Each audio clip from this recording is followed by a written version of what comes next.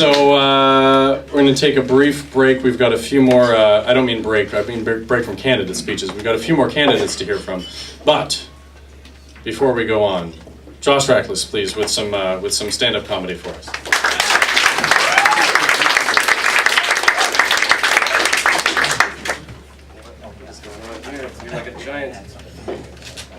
Alright. Well, thank you for applauding, but I'm sorry to disappoint you. There will be no comedy. I told Ellen that I'm a green comedian and I like to do green stand-up comedy because I had an ulterior motive. I was actually trying to infiltrate this little meeting you're having about the International Day of Peace, because I am actually against peace.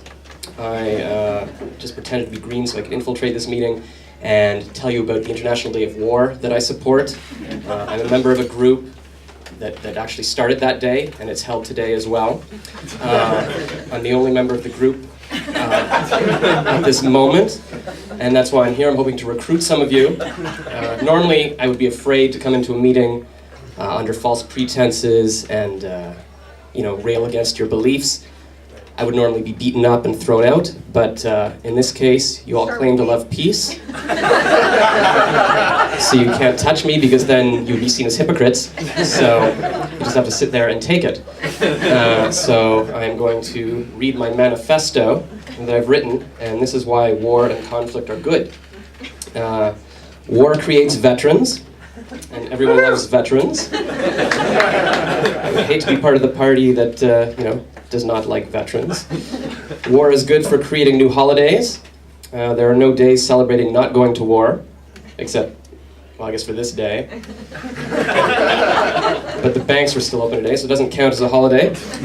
War creates jobs in the construction sector.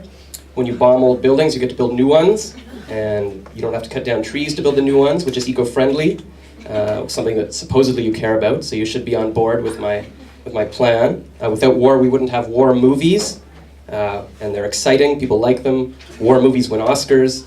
I can't think of a peace movie that has won an Oscar.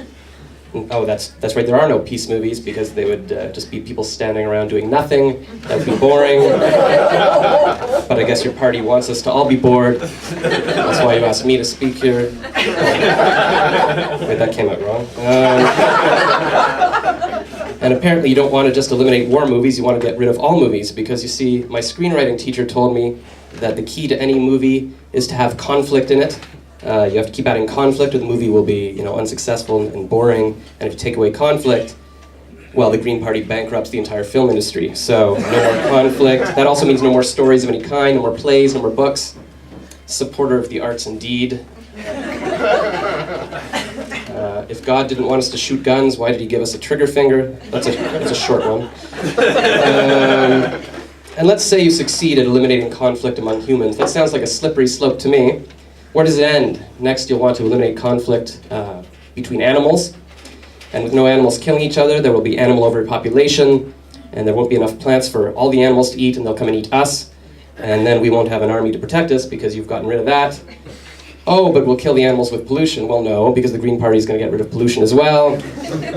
Because that's like a war against Mother Nature or something, so you guys just don't quit.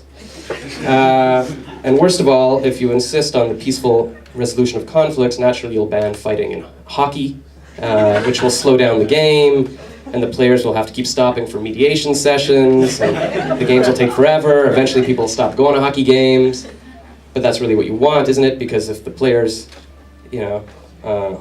weren't fighting, we couldn't allow hockey anyways, because every game has the players trying to beat each other, and that's too violent. So you've shown your true colors. You're not anti-violence, you're anti-Canadian.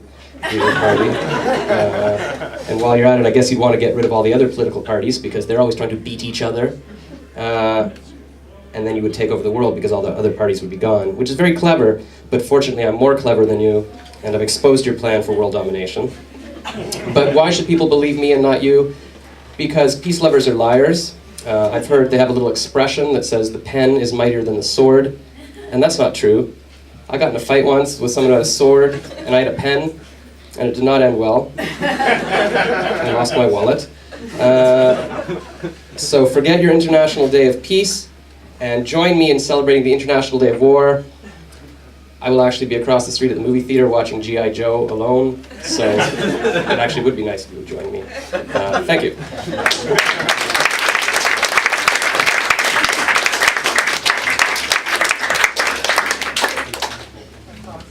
Don't really know what to say about that. It was half of that I was like, yeah, no, that is kind of what we believe. It was alternatively an accurate summary of the Green Party position and some very bold proposals for the next policy conference. But thank you.